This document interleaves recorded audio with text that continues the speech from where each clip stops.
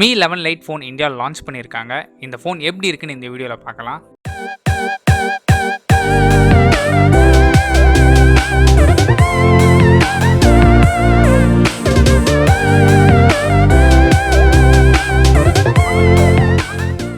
Mi 11 Lite phone இப்போ தான் இந்தியாவில் லான்ச் பண்ணுறாங்க. ஆனால் இதுக்கு முன்னாடியே சைனாலையும் சரி யூரோப்லையும் லான்ச் பண்ணிட்டாங்க.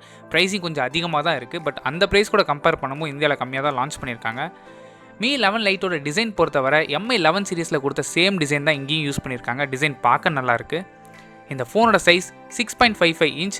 டிஸ்பிளேக்கு AMOLED பேனல் யூஸ் பண்ணியிருக்காங்க. டிஸ்பிளேயோட resolution Full HD+, 90Hz refresh rate கொடுத்துருக்காங்க. டச் சாம்பிளிங் ரேட் பொறுத்தவரை 240Hz டச் சாம்பிளிங் ரேட் கொடுக்கும்போது ஸ்க்ரீன் நல்ல ரெஸ்பான்சிவாக இருக்கும்.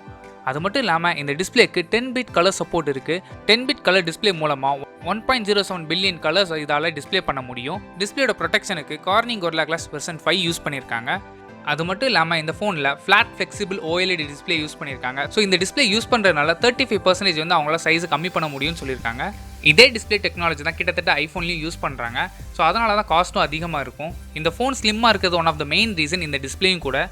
நெக்ஸ்ட் ப்ராசர். இந்த ஃபோன் Snapdragon 732Gல ரன் ஆகுது. இந்த ப்ராசர் நல்லா பெர்ஃபார்ம் பண்ணும். கேமிங் பொறுத்தவரை ஈஸியாக ஹேண்டில் பண்ண முடியும். இந்த ப்ராசரை சப்போர்ட் பண்ணுறதுக்கு 6 and 8GB LPDDR4X RAM use பண்ணியிருக்காங்க.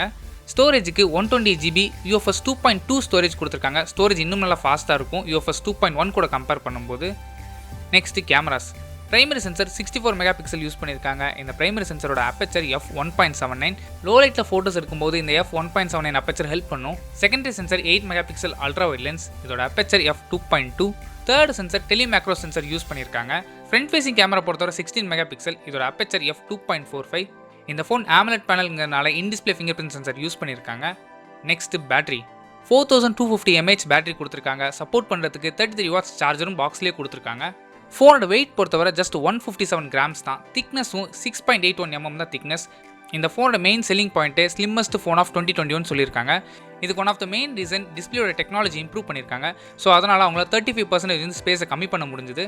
கூடவே மெக்னீஷியம் அலாய் யூஸ் பண்ணியிருக்காங்க மிடில் ஃப்ரேமுக்கு. ஸோ இது யூஸ் பண்ணதுனால 10 கிராம்ஸ் வரைக்கும் வெயிட் ரெடியூஸ் பண்ண முடியும்னு சொல்லியிருக்காங்க. ஸோ அதனால தான் திக்னஸும் வெயிட்டும் கம்மி பண்ணியிருக்காங்க. Next software. Android 10ல் தான் ரன் ஆகுது. இதுக்கு மேலே MIUI வெர்ஷன் 12 அப்ளை பண்ணியிருக்காங்க.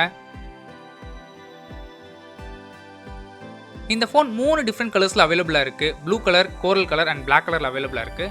Next pricing.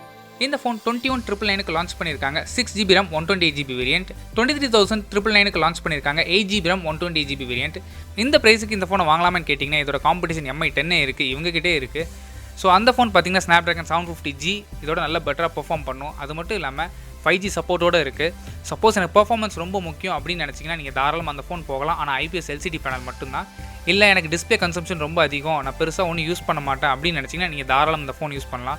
இப்போ மறுபடியும் உங்களுக்கு ஒரு டவுட் வந்திருக்கும், Redmi Note 10 Pro Max இருக்குது. ஸோ அந்த ஃபோன் வாங்கலாமா இல்லை இந்த ஃபோன் வாங்கலாமான்னு கேட்டிங்கன்னா நீங்கள் தாராளமாக இந்த ஃபோனே வாங்கலாம். இதுக்கு மெயின் ரீசன் பார்த்தீங்கன்னா இந்த ஃபோனில் Mi சீரிஸில் வருது. கொஞ்சம் ப்ரீமியம் சீரிஸில் மட்டும் தான் Mi ஃபோன்ஸ் இப்போ லான்ச் பண்ணிட்டு இருக்காங்க.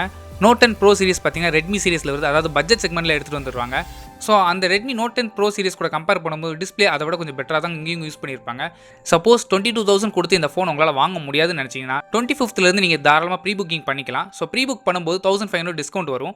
ஸோ அது மட்டும் இல்லாமல் HDFC கார்ட்ஸ் யூஸ் பண்ணிங்கன்னா 1,500 டிஸ்கவுண்ட் கொடுக்குறாங்க. ஸோ டோட்டலாக 3,000 rupees டிஸ்கவுண்ட் இருக்குது. ஸோ அந்த ப்ரைஸுக்கு நீங்கள் தாராளம் இந்த ஃபோனை வாங்கிக்கலாம். இந்த வீடியோ பிடிச்சா லைக் பண்ணுங்கள், கமெண்ட் பண்ணுங்கள், உங்கள் ஃப்ரெண்ட்ஸோட ஷேர் பண்ணுங்கள். மறக்காம சேனல் சப்ஸ்கிரைப் பண்ணிவிட்டு பக்கத்தில் இருக்க பெல் ஐக்கானை செலக்ட் பண்ணிட்டு ஆல் ஆப்ஷன் கொடுங்க. அப்போ தான் வீடியோ போட்ட உடனே உங்கள் ஃபோனில் நோட்டிஃபிகேஷன் வரும்.